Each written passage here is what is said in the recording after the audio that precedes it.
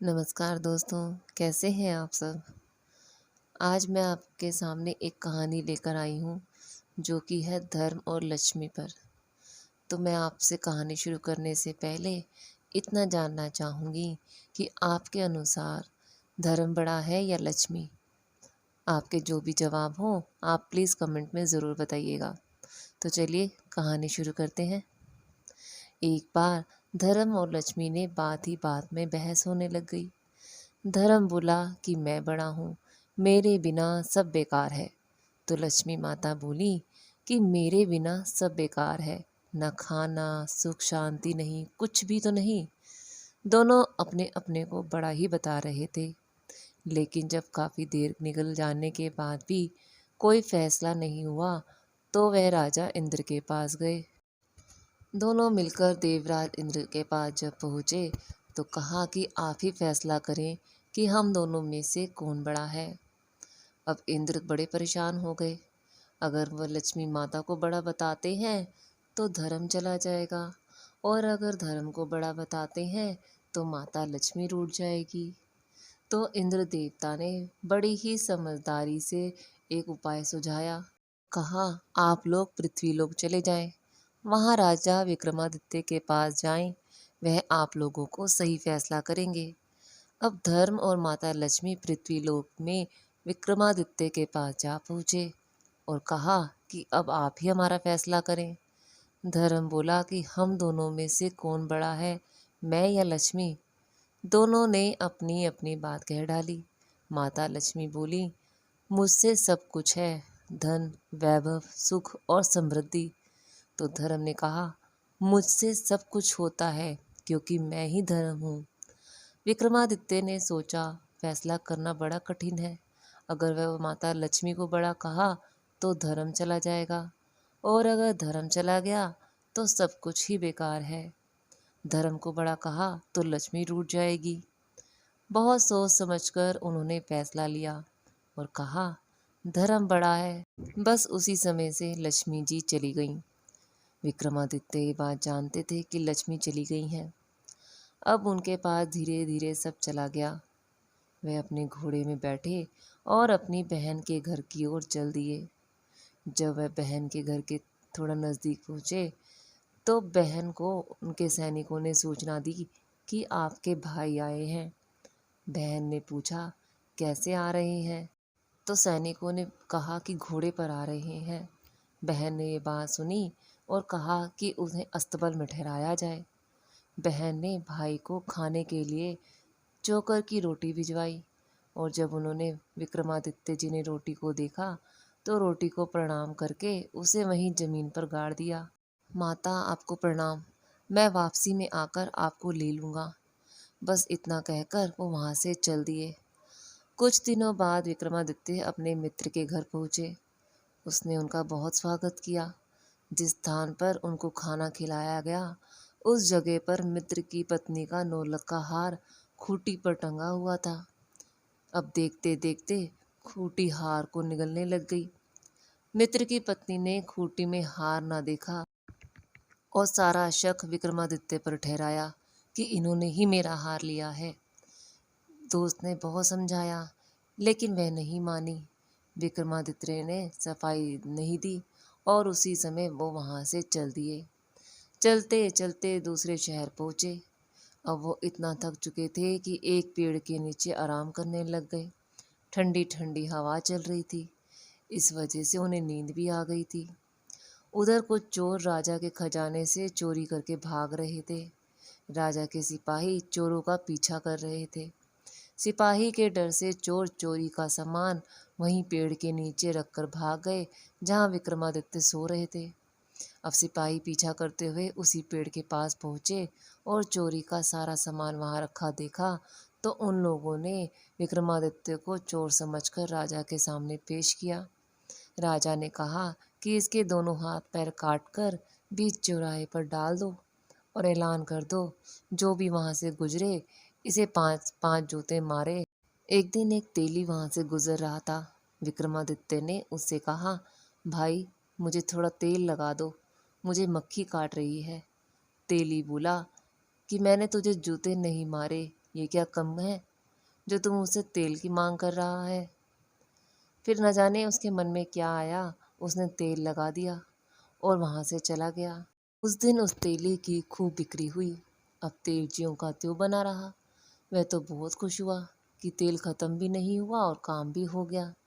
घर आने पर उसने अपनी पत्नी को सारी बात खुशी खुशी बताई। उसने कहा, अपने बच्चे नहीं है, हम उसे घर ले आते हैं, उसकी सेवा करेंगे। तेली फौरन राजा के पास गया। कहा, राजा जी, मेरी कोई संतान नहीं है, क्या हम उसको घर ले जा सकते हैं।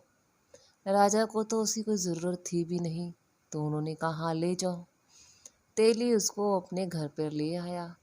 अब दोनों विक्रमादित्य को अपने बच्चे की तरह पालने लग गए। उनकी खूब सेवा करी। उनके दिन भी अच्छे गुजरने लग गए थे। राजा की एक बेटी थी, वह बहुत ही बुद्धिमान थी। वह रात में सबके सो जाने पर दीपक राग गाती थी। दीप जिससे प्रज्वलित हो जाते हैं और फिर वो बुझा देती, लेकिन थोड़ी सी देर में दीपक फिर जल उठते। वह सोचती, ये कैसे हो सकता है। अब दूसरे दिन राजकुमारी ने दीपक जलाए, कुछ समय के बाद बुझा दिए, लेकिन कुछ समय के बाद दीपक फिर से जल उठे। अब उसने सोचा, यहाँ कहीं विक्रमादित्य है, क्योंकि उनके सिवा तो दीपक राग कोई और जानता भी नहीं है। दूसरे दिन राजकुमारी ने राजा से कहा, पिताजी, मुझे 100 घड़े तेल चाहिए। राजा ने तेली के घर सूचना भेजी और तेली परेशान हो गया कि एक दिन में 100 घड़े तेल तो नामुमकिन है। विक्रमादित्य बोले, हो जाएगा, आप परेशान ना हो, मैं आराम से कर लूँगा। तेली ने कहा, बेटा तुम कैसे करोगे इतना काम। विक्रमादित्य ने कहा कि आप लोग आराम से सो जाएं, सब हो जाएगा। दूसरे दिन सुबह तेली हैरान रह गया, क्योंकि 100 घड़े तेल रखा हुआ था तैयार करके। राजकुमारी बोली, पिताश्री, सब जगह मेरे स्वयंवर की सूचना भिजवा दीजिए। अब राजा ने वैसा ही किया।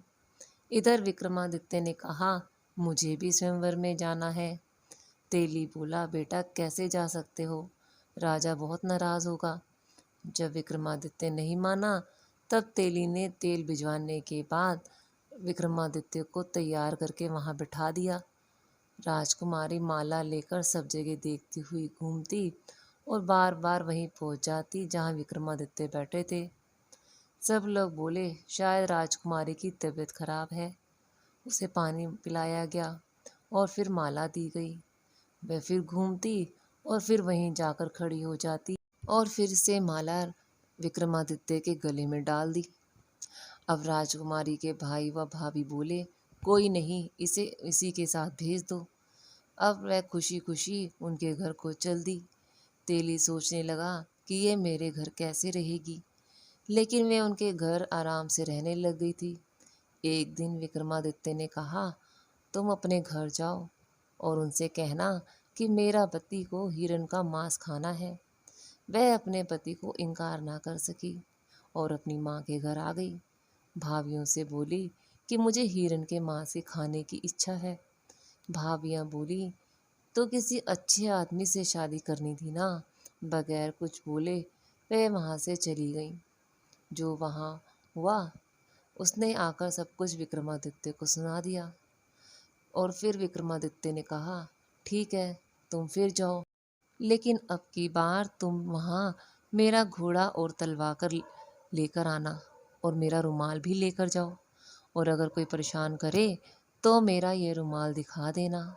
राजकुमारी फिर अपने मायके गई और फिर उनकी भाभी बोली कि तुम फिर आ गई, आज हिरण का मांस लेने नहीं आई हूँ। राजकुमारी ने कहा, मैं तो घोड़ा और तलवार लेने आई हूँ। तो भाभियाँ बोली, ले जाओ तलवार और घोड़ा। भाभियों ने सोचा, इतना खराब घोड़ा है, इससे हमें क्या फ़ायदा।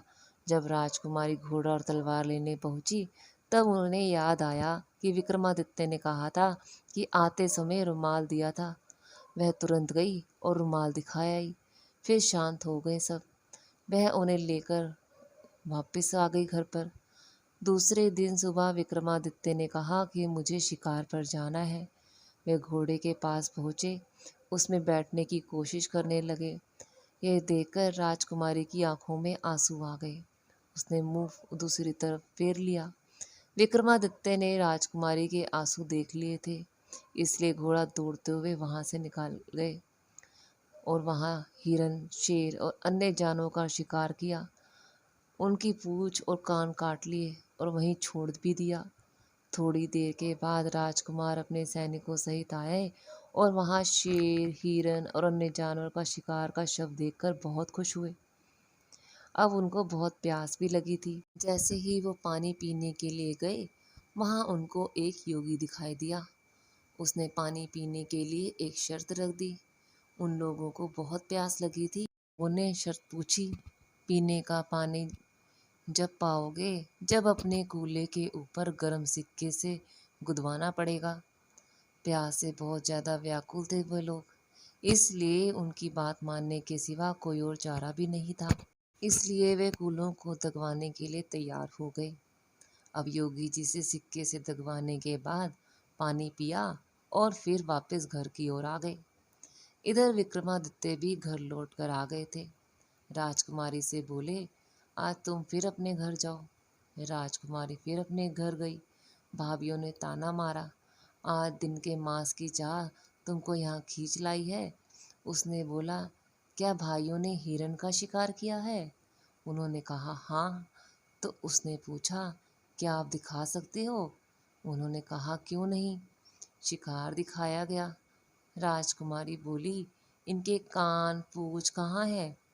अब इन लोगों ने देखा जानवरों के तो कान पूंछ है ही नहीं है, इनके पूंछ कहाँ है? तो राजकुमारी ने बोरे में से सामान पलट दिया जो उसके पति ने उसे दिया था। ये क्या है? इन्होंने शिकार नहीं किया, ये मैं कैसे मानूं? भाभियां बोली। कहा कि इनसे पूछो कि पानी पीने के बदले कौन सी शर्त पूरी करी है। तो भाभियों ने पूछा। भाभियों ने सिक्के से गुदे कूलों को देख लिया था।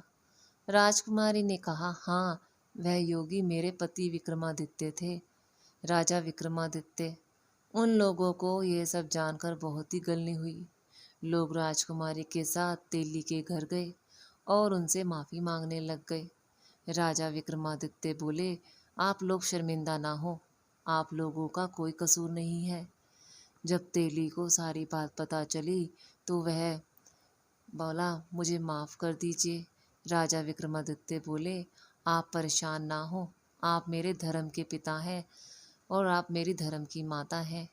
आप लोगों को परेशान होने की कोई ज़रूरत नहीं है, आप तो मेरे धर्म के माता पिता हैं। फिर राजा विक्रमादित्य सबसे विदा लेकर चल दिए। वहाँ से चलने के बाद वह अपने मित्र के घर पहुँचे, उसी मित्र के घर जहाँ उस पहले गए थे। अब मित्र ने फिर स्वागत किया। जब उनको खाना खिलाने के लिए उसी जगह कमरे में बिठाया गया जहाँ पहले बैठे थे, तो धीरे धीरे खोटी में से हार निकलने लग गया। ज्यों-ज्यों खाना खत्म हुआ, खोटी में से हार बाहर निकल आया। रानी बड़ी शर्मिंदा हुई, बार बार माफ़ी मांगने लगी। तो राजा विक्रमादित्य बोले, आप माफ़ी ना मांगे, और उनसे भी विदा लेकर वह अपनी बहन की ओर घर आ गए। सैनिकों ने बताया बहन को कि आपके भाई आए हैं। तो बहन ने कहा, कैसे आ रहे हैं? तो सैनिकों ने कहा कि पूरे लाव लश्कर के साथ आ रहे हैं। बहन ने बोला कि उन्हें महल में रुकवाया जाए।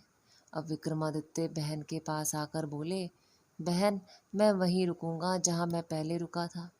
बहन ने कहा, भाई मुझे माफ़ कर दो। विक्रमादित्य ने कहा, बहन, इसमें तुम्हारी कोई गलती नहीं है, तुमने तो केवल अपनी मर्यादा का पालन किया है। विक्रमादित्य सबको गौशाला में लेकर गए और वो रोटी निकाली जो उन्होंने वहाँ गाड़ी थी, जब उनसे लक्ष्मी जी रुष्ट हो गई थी। अब जैसे ही रोटी धरती से निकाली, तुरंत ही लक्ष्मी माता प्रकट हो गई और उन्हें खूब आशीर्वाद भी दिया और यह भी कहा कि तुम्हारी जीत हुई। उनके आशीर्वाद देते ही राजा विक्रमादित्य के हाथ और पैर सही हो गए और धर्म की विजय हो गई। तो दोस्तों, धर्म की हमेशा जीत ही होती है।